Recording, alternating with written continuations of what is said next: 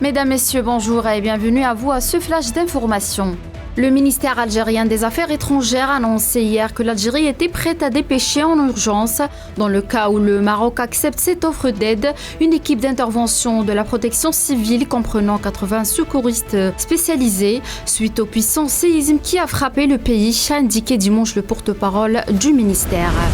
Par la suite, le Conseil de la Ligue arabe au niveau des ministres des Affaires étrangères a salué le rôle actif de l'Algérie et ses positions dans le renforcement de la solidarité arabe, tout en rendant hommage au président de la République algérienne, Abdelmajid Tebboune, pour ses efforts et initiatives visant le soutien de l'action arabe commune en faveur des causes arabes, notamment la cause palestinienne.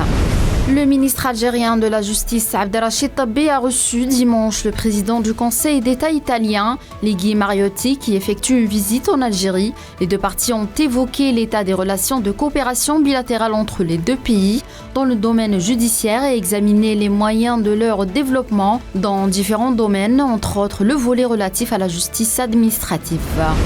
Et en Russie, le président russe Vladimir Poutine et le président de la transition au Mali, Assimi Goïta, se sont déclarés dimanche favorables à un règlement politique au Niger lors d'un entretien téléphonique à l'initiative de la partie malienne. Les deux dirigeants ont notamment évoqué la situation au Niger, estimant qu'il fallait y régler la crise par des moyens politico-diplomatiques, a indiqué un communiqué du Kremlin.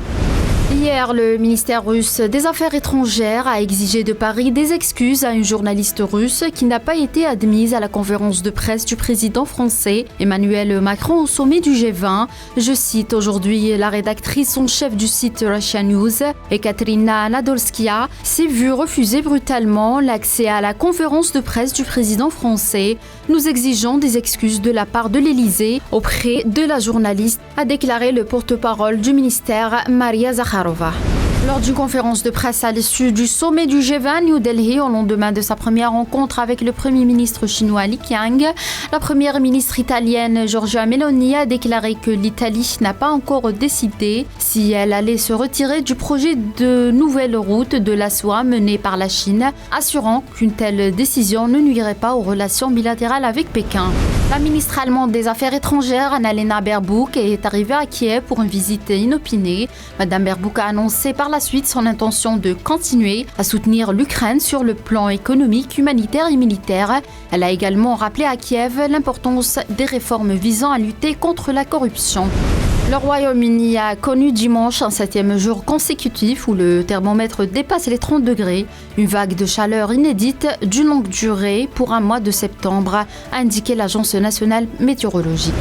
Un civil a été tué dimanche dans la région de l'extrême nord du Cameroun à la suite d'une attaque perpétrée par des membres du groupe terroriste Boko Haram selon des sources sécuritaires camerounaises. C'est la fin de ce flash, merci de l'avoir suivi.